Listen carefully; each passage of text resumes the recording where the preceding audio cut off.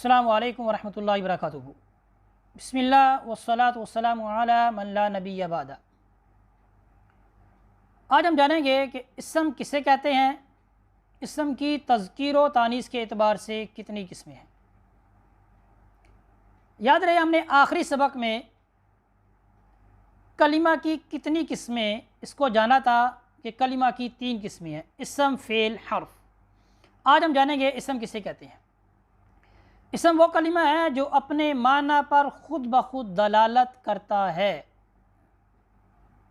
उसका माना हमें ख़ुद ब खुद समझ में आ जाता है, उसका माना समझने के लिए हमें किसी की ज़रूरत नहीं पड़ती कि वो हमें बताए कि इस लफ्ज़ का क्या माना है।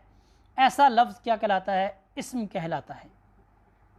और एक और शर्त भी है, वो ये है कि उसमें ज़माना नहीं पाया जाता, यानी तीनों ज़मानों में से उसमें कोई ज़माना नहीं पाया जाता है। ऐसा कलिमा जब हमें नज़र आता है तो वो क्या कहलाता है? वो इसम कहलाता है। इसी तरह इसम की तारीफ़ में कहा जाता है कि वो इसम के जो किसी इंसान, हयावान, नबात, जमात, सिफ़ा, मकान, ज़मान पर दलालत करे, वो क्या कहलाता है? वो कलिमा इसम कहलाता है। इसकी मिसाल इंसान जैसे रजुलन मर्द को कहते हैं, इमराअतुन औरत को कहते हैं। हैवान की मिसाल जैसे असादुन शेर को कहा जाता है। नबात की मिसाल ज़हरातुन फूल को कहा जाता है।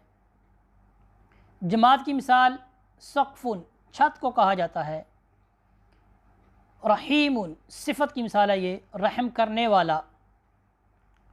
मकान जैसे मदीनतुन मदीनतु शहर पर दलालत कर रहा है। यौमुन दिन। तो ये हमने जाना कि वो इसम जो किसी इंसान, हयावान, नबात, जमात, सिफ़ा, मकान, ज़मान पर दलालत करे वो क्या कहलाता है? वो इसम कहलाता है। इसकी बहुत सी मिसालें हैं। इसम की तज़कीर व तानीस के एतबार से 2 किस्में हैं, यानी इसम या तो मुज़क्कर होगा या मुअन्नस होगा। अगर मुज़क्कर होगा तो उसकी 2 किस्में हैं, या तो मुज़क्कर हकीकी होगा या मुज़क्कर मजाजी होगा। मुज़क्कर हकीकी कि उसमें अलामत तज़कीर मौजूद हो तो उसे कहा जाएगा मुज़क्कर हकीकी, जैसे रजुलन। और अगर उसमें बज़ाहिर हमें अलामत तज़कीर नज़र नहीं आ रही तो वो क्या है? मुज़क्कर मजाजी, जैसे जबलुन पहाड़ को कहा जाता है। और ये भी याद रहे कि हमें कैसे पता चलेगा कि भाई ये लफ्ज़ मुज़क्कर है?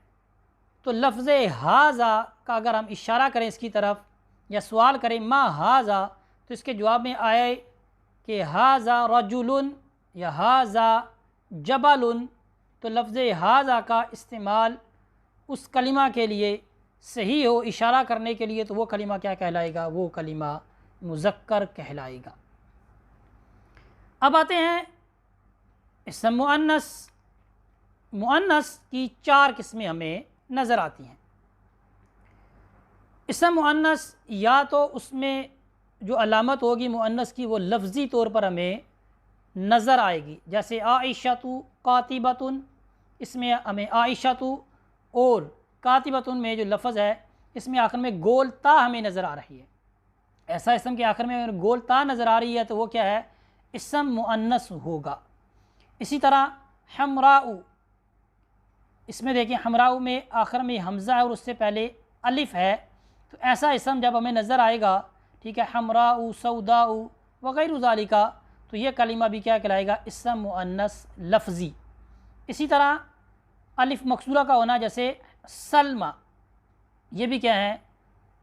मुअन्नस लफ्ज़ी की मिसाल।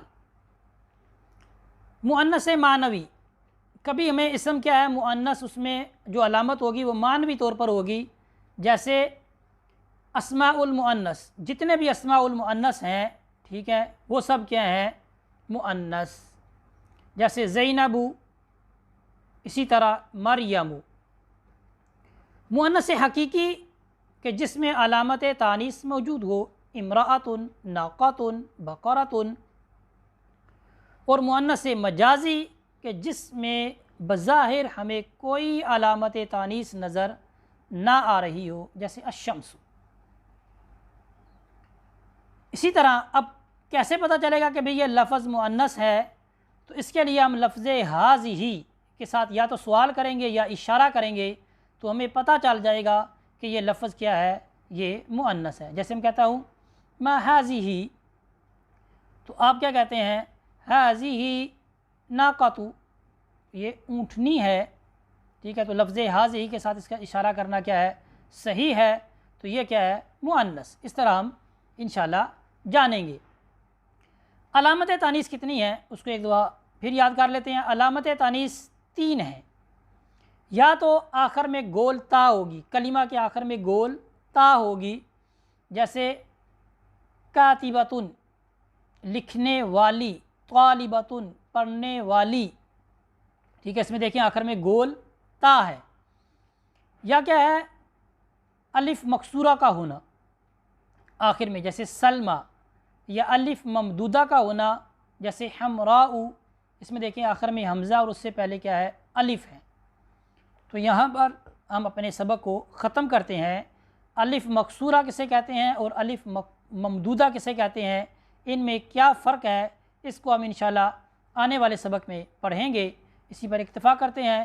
کوئی بھی سوال آپ کو اس سبق سے متعلق ہو تو آپ ضرور کمنٹس میں پوچھ سکتے ہیں۔ شکریہ۔